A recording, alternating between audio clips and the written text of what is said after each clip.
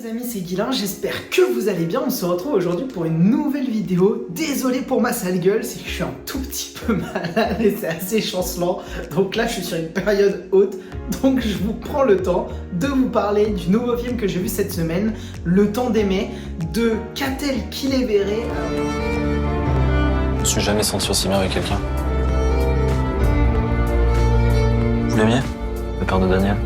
Alors pour ceux que ça peut intéresser, Catel Kilevere, c'est une réalisatrice française qui n'a pas fait tant de films que ça. Elle est sur 5 à 6 films sur les 10-15 dernières années. Et pour son plus gros, c'était De nos vivants, pour ceux qui l'ont vu. Voilà, donc je vous laisse vous renseigner si vous voulez voir un petit peu les autres films qu'elle a fait. Et donc dans les rôles principaux, on a ici le personnage de François qui est joué par Vincent Lacoste et le personnage de Madeleine qui est joué par Anaïs de Moustier. L'idée et l'histoire de ce film qui est Le Temps d'aimer, c'est très très simple. Le personnage de Madeleine fait partie de toutes ces femmes qui ont eu, durant la guerre 39-45 et durant l'occupation allemande, des relations intimes avec un officier, un soldat, une personne du camp allemand.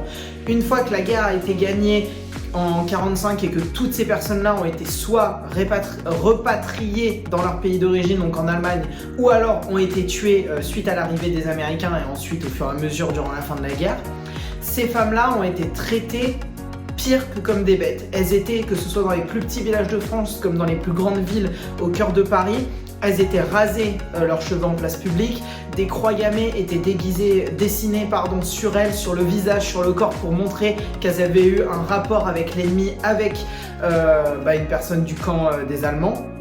Et évidemment, elles ont été pour la plupart radiées de leur famille, ou en tout cas ont connu un sort sur l'après-guerre extrêmement compliqué. Et donc, après des images d'archives extrêmement fortes et extrêmement puissantes sur une partie de l'histoire qu'on ne nous parle pas forcément toujours, pour ma part je la connaissais mais qu'on ne nous parle pas toujours, et pour ce lien qu'on a avec l'histoire aussi, avec les horribles choses que nous, le peuple français, on a pu faire, le film va transformer ces images d'archives en une romance, en une histoire, puisqu'on va passer justement à ce personnage d'Anaïs de Moustier qui a connu ça, qui a eu des relations intimes avec un soldat allemand, qui a été radié de sa famille, et on la retrouve ensuite en 1947, est serveuse avec un enfant né justement de cette union illégitime, de ce père qui au final n'aura jamais connu son enfant et qui sera reparti en Allemagne et dont elle ne se souvient aujourd'hui que du nom et du prénom. Et donc, elle va s'occuper de son enfant en étant une petite serveuse au milieu des côtes bretonnes, si je dis pas de bêtises. Et elle va donc rencontrer un jeune riche en train de faire ses études, de faire son doctorat, le personnage de Vincent Lacoste. Et donc, tout de suite, une évidence va arriver entre eux. Tout de suite, un coup de foudre va arriver entre eux et ils vont immédiatement, quasiment dans les jours qui suivent, se mettre en couple. Et de là, on va suivre toute leur histoire d'amour. Et au milieu de cette histoire d'amour, tout va être lié autour de chacun un secret extrêmement puissant. Elle, ce secret-là, les origines de son fils, qui est son père, la personne qu'elle a été et toutes les infamies qu'elle a connues et comment sortir de ce traumatisme, de ce secret suite à ce qu'elle a subi en termes de violence physique et morale à la fin de la guerre, et de tous les abandons qu'elle a connus, et de l'autre côté, le secret, un secret que va cacher le plus longtemps possible le personnage de François. Et de là vont arriver énormément de petites péripéties pour mettre à l'épreuve ce couple qui à chaque fois va résister, s'en sortir et apprendre l'un de l'autre à travers des secrets qu'il ne faut pas toujours révéler, ou lorsqu'ils sont révélés, vont faire du mal pour faire du bien. Et c'est ça la morale de cette histoire, c'est qu'on est sur un film, un vrai film d'amour, qui malheureusement va finir mal, je vous le dis tout de suite, mais je vous laisse le découvrir parce que c'est un vrai bon film français, qui parle d'énormément de choses, qui parle de vérité historique, avec justement ce personnage d'Anaïs de Moustier, de Madeleine, et ce qu'elle a subi, ce que énormément de femmes et de familles et d'enfants ont subi suite aux générations qui sont venues jusqu'aux nôtres aujourd'hui, et ces secrets de famille. On va avoir de l'autre côté ce personnage de Vincent Lacoste, qui lui va avoir un secret. Je sais pas si la bande-annonce vous en parle, donc j'ai pas forcément envie de vous le dire très fort, mais on va dire que le poster vous le montre un petit peu.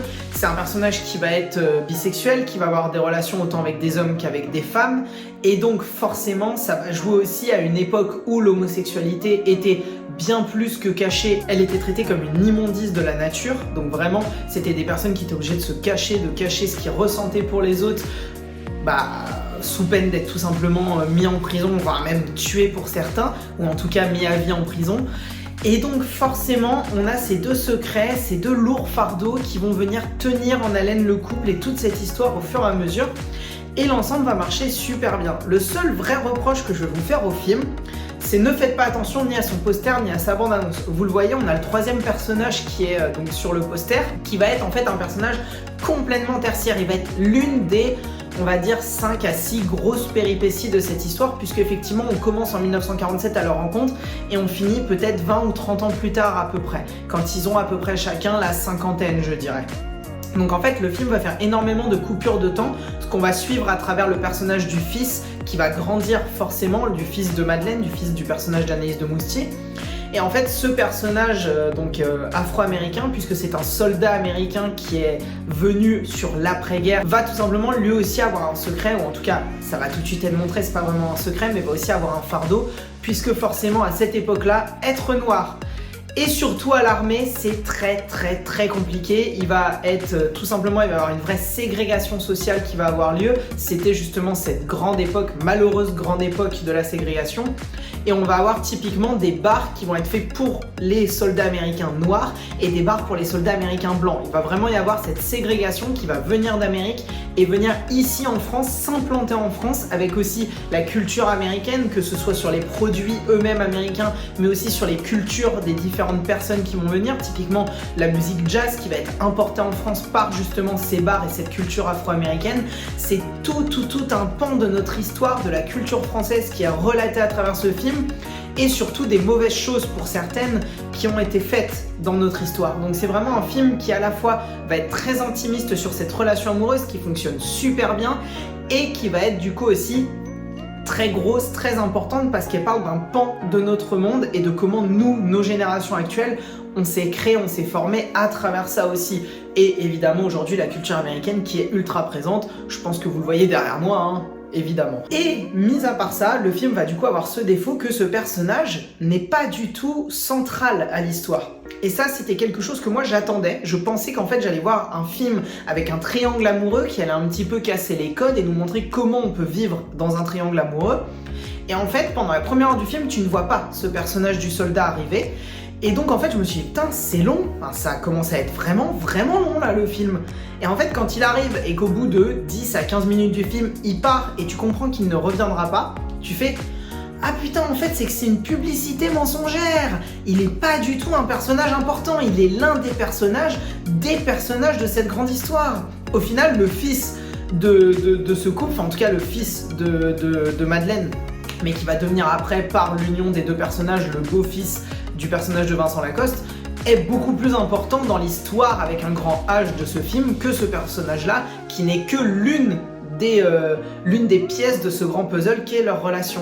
Et au final, c'est vrai que quand je me suis dit ça pendant le film et qu'après je me suis dit allez maintenant on se lance, on apprécie le film, et j'ai beaucoup plus compris ce qu'il voulait me raconter. Donc en fait je me suis fait avoir par cette affiche, par cette bande-annonce. Donc moi c'est ce que je peux vous conseiller, c'est ne faites pas attention à ce troisième personnage, parce que vous n'allez pas comprendre pourquoi la première heure du film il n'apparaît pas. Néanmoins, le film est un très bon film français. Il veut peut-être nous raconter trop de choses, je pense que vous l'avez compris là. On a une relation amoureuse, on a un moment un triangle amoureux, on a les personnages du fils, on va avoir une fille qui va apparaître à un moment, on va avoir tous les enjeux des secrets de chacun des deux protagonistes, plus des choses qui vont tourner autour par rapport à leur rencontre, à leur environnement de travail et tout. Le film parle de beaucoup de choses et peut-être aurait-il dû être moins dense et se concentrer un peu plus sur certaines. Au bout du compte, même si on nous crée une super belle boucle sur l'acceptation d'elle-même avec le personnage, vous verrez, c'est d'une mise en scène extraordinaire. Ces deux premières scènes du film et ces deux dernières scènes, c'est génial. Le film est gros, le film parle de beaucoup de choses et du coup, il peut vous parler à vous, mais je vous conseille d'aller le voir parce que c'est un vrai bon film français. En attendant les amis, si cette vidéo vous a plu, évidemment comme d'habitude, le petit pouce bleu, ça fait toujours plaisir. En commentaire, dites-moi si vous l'avez vu ou si je vous ai donné envie de le voir, tout simplement. Et puis évidemment à partager la vidéo puisque je la poste sur Instagram, sur Twitter, et puis à vous abonner à tous mes différents réseaux qui sont dans la barre de description. Et pour ça, ne surtout pas louper les prochaines vidéos. En attendant, je vous dis prenez soin de vous, c'était Guilain, et surtout n'oubliez pas, regarder des films c'est bien, mais les comprendre c'est mieux. Ciao ciao les amis.